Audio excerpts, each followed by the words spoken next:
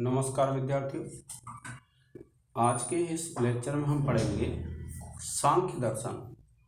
और यह जो सांख्य दर्शन है, सांख्य दर्शन की 9वीं कारिका है।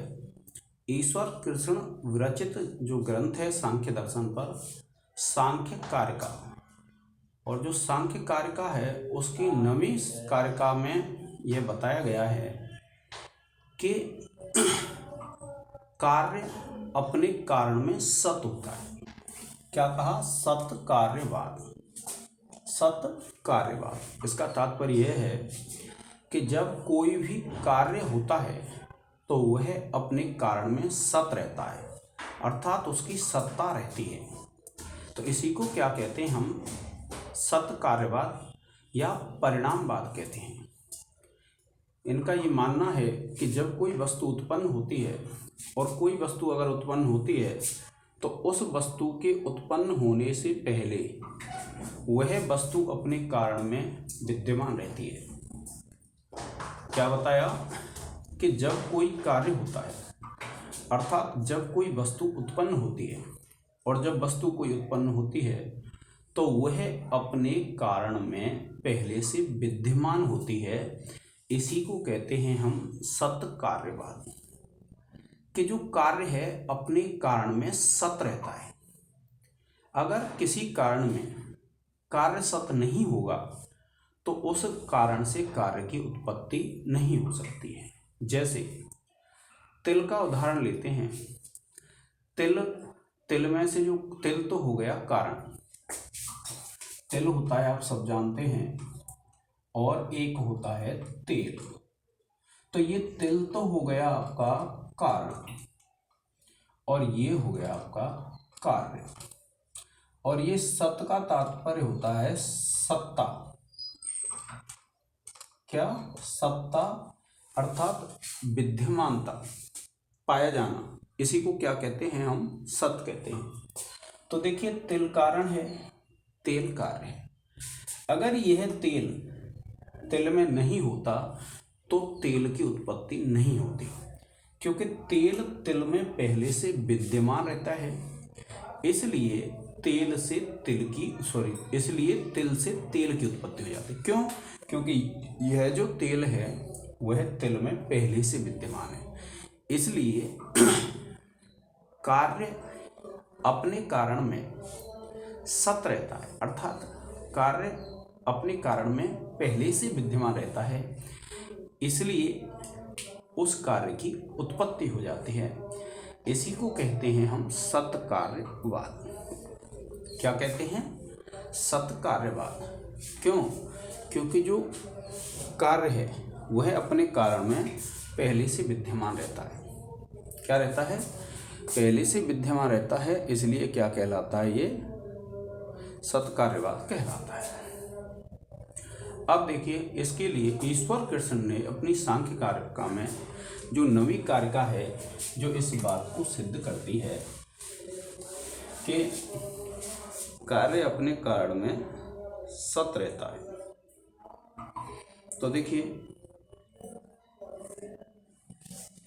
पहला जो इन्होंने हेतु दिया, 5 हेतु दिए थे इन्होंने, किसके लिए? सत कार्यवाद के लिए। तो एक है आपका असद करणात, ये है आपका, यहां तक आ जाएगा। इसको आप अलग तोड़ के देखेंगे तो ये विद्यार्थी हो जाएगा आपका असत अकरणात। इसका क्या अर्थ है? जिसकी सत्ता नहीं होती है, जो कार्य इस दुनिया में है नहीं, जो अपने कारण में विद्यमान नहीं है, उसकी उत्पत्ति नहीं हो सकती। क्या बताया?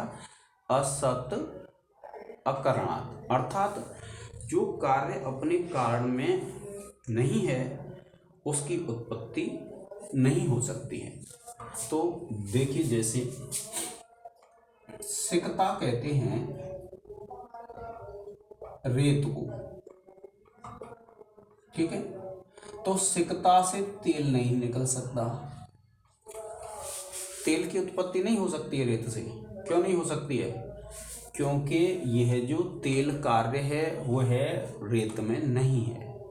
ये रेत कारण हो गया, यह कार्य हो गया, तो इसमें नहीं है, इसलिए इससे इसकी उत्पत्ति नहीं हो सकती है। स्पष्ट?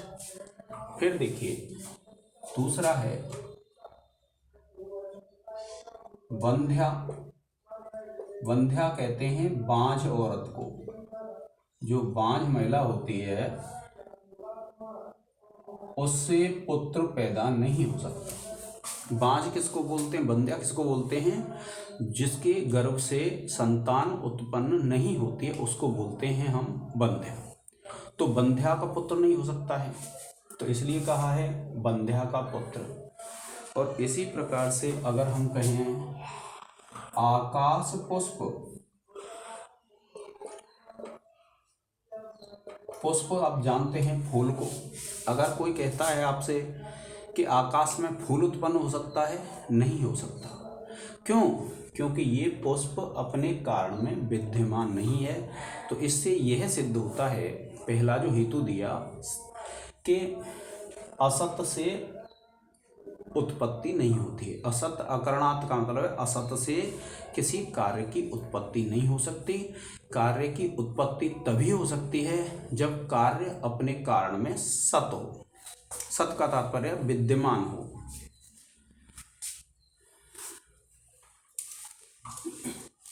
फिर देखिए दूसरा जो हेतु दिया वह क्या दिया, यहां से लेंगे उपादान ग्रहणात्। कौन सा है? उपादान ग्रहणात्।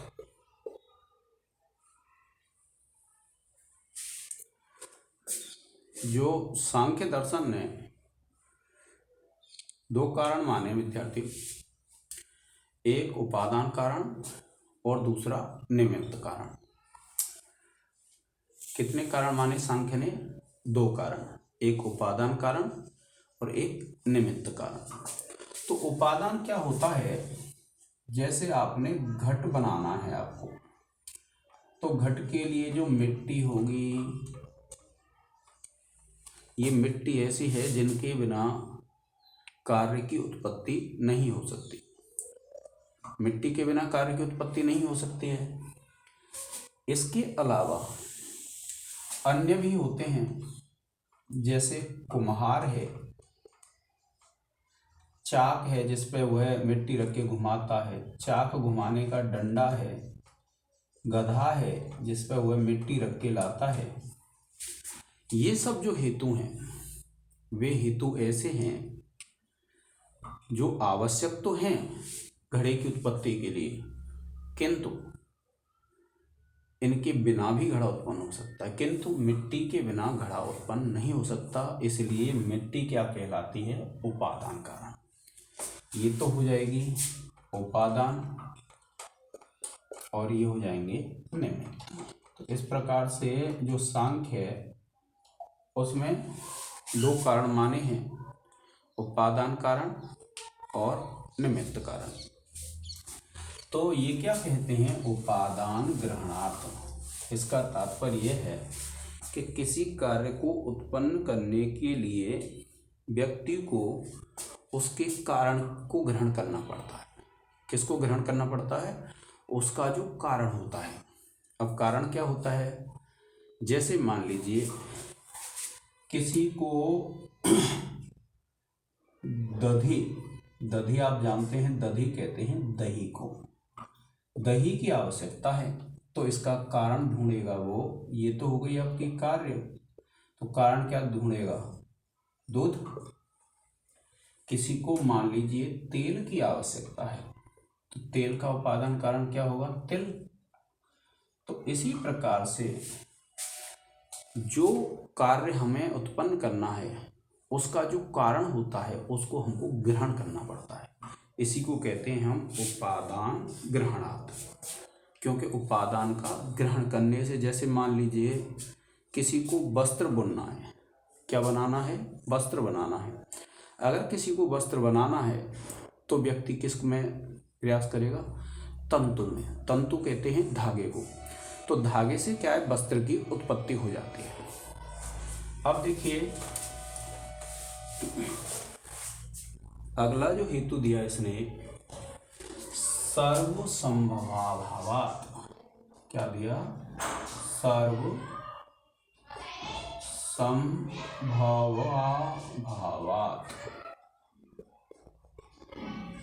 इसको अगर हम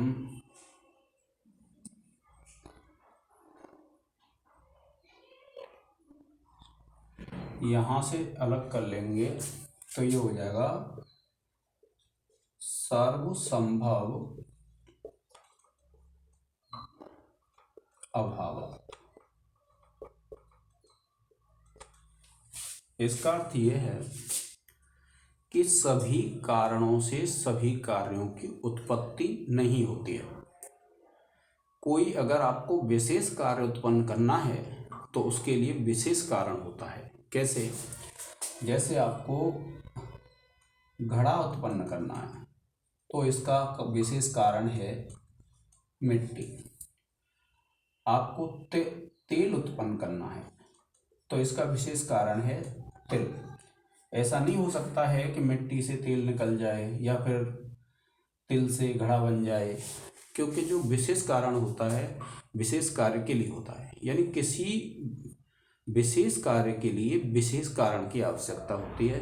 यानी प्रत्येक कारण से प्रत्येक कार्य की उत्पत्ति नहीं हो सकती है।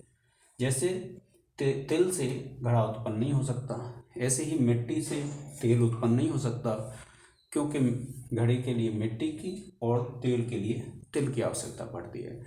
इसलिए प्रत्येक कारण से प्रत्येक कार्य की उत्पत्ति नहीं हो सकती। निश्चित कारण से निश्चित कार्य की उत्पत्ति होती है। यह तीसरा बिंदु है। फिर देखिए चतुर्थ बिंदु दिया है, सत्तस्य शक्य करणात्। क्या दिया, सत्तस्य शक्य करणात्। ये है देखिए सत्तस्य शक्य करणात्। सत्य कहते हैं कारण को और शक्य कहते हैं कार्य। सत्तस्य शक्य करणात्, इसका तात्पर्य क्या होता है कि जो समर्थ कारण होता है उससे ही समर्थ कार्य की उत्पत्ति होती है। क्या होता है, समर्थ कारण से समर्थ कार्य की उत्पत्ति होती है। तो इसलिए कहा गया है सत्तस्य शक्य करणात्। अर्थात जैसे मिट्टी है, मिट्टी क्या है, कारण। तो ये समर्थ है, किसमें समर्थ है, घट के निर्माण में। और घट क्या है, यहाँ कार्य है। ऐसे ही मान ले दूध है, दूध समर्थ है किसके लिए, दही के लिए, घी के लिए। ऐसे ही तिल है, तिल समर्थ है किसके लिए, तेल के लिए। तो जो सत्य जिसमें कार्य को उत्पन्न करने की शक्ति होती है उसी कारण से कार्य की उत्पत्ति होती है। यह चतुर्थ हमारा कारण है। फिर उसके बाद देखिए जो हेतु दिया, पांचवा जो हेतु है वो कौन सा है, कारण भावाच्च। कारण भावाच्च सत्कार्यम्।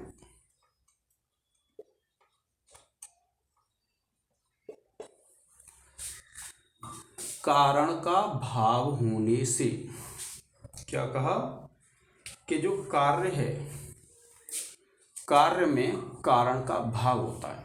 कैसे होता है, जैसे आप मान लीजिए घट देखते हैं तो घट में आपको मिट्टी का भाव दिखाई देता है, मिट्टी की सत्ता दिखाई देती है।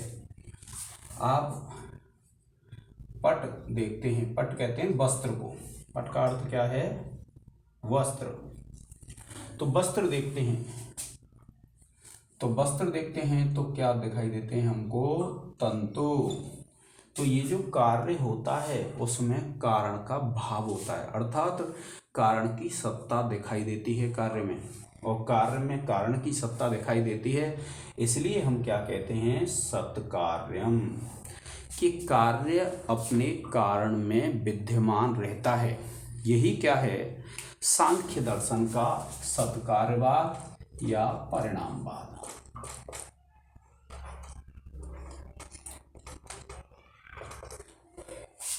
क्योंकि जब आप वेदांत दर्शन पढ़ेंगे, वेदांत के प्रसंग में जब आप देखेंगे तो वहाँ इसका नाम सत्कार्यवाद नहीं मिलेगा। क्या मिलेगा, वहाँ पर इसका नाम मिलेगा आपको परिणामवाद।